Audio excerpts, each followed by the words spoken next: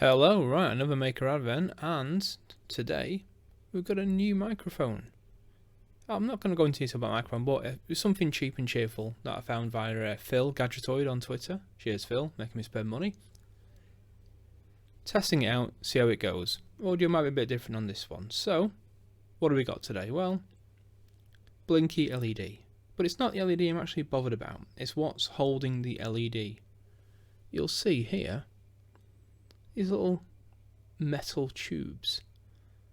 Now these are picked up from the Pi Hut recently, and they are like a holder for LEDs. So an LED holder, hey, we give it a name.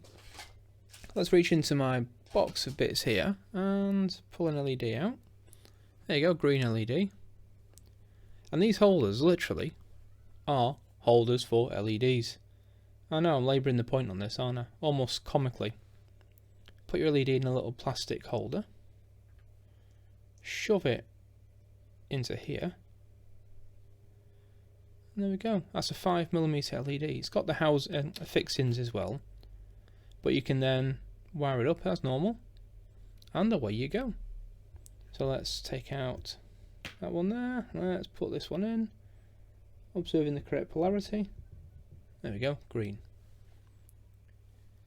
Why did I buy these? Well, it was for a Commodore 64 project. You may know I like Commodore 64s. They're a good little computer. You can do lots of makery, hackery stuff with them as well. With the GPIO. I've done a video on that ages ago. I might put a link in it somewhere. I don't know, which way is it? That way. Ping. There you go.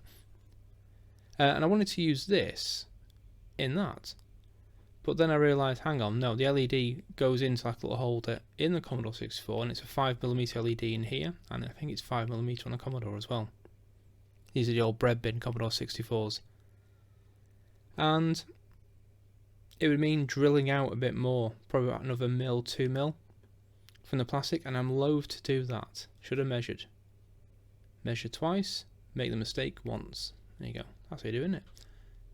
So I got that wrong. So they're going to be in bits box for projects. I'm thinking I might use these from Commodore 64 joysticks to show when auto fire's on. So I'm going to build a 555 based auto fire. And what am I going to use to trigger that 555 auto fire? A stupidly large switch. Maybe. Don't know yet. This is bigger than what I anticipated as well. So that was bigger than what I thought. This is bigger. But hey ho. Illuminated switch. Works from 3 volt up to about 12 volts. And you can put 3 amps through it as well, which is a massive amount for a switch. Of this caliber anyway. Why do I like this? Look at it. It's like 1980s war games vibe. So, flick, ping, and away we go. Oh yeah, the camera just twitched then, sorry about that. It's got an LED in it as well, there. So we've got connections on the side, we've got ground there, try and get it in for the shiny. Ground, that's the switch output. And there is the LED voltage in. So between 3 to 12 volts. When you close it, mind your ears. There you go. Lock, puts the switch down, lift it up, do it again. Done and dusted. So where did I pick up these fine things from? Well, the Pi Hut. There you go. So at the top, 5mm chromed metal wide convex bevel LED holder. £4.30 for 5. Decent price. I got them a bit cheaper again, and I'm labouring the point. Black Friday, and we have a switch for £2.60, and it comes with all the spade connections as well. So you can not spade connection, the covers for spade connections. You have to supply your own.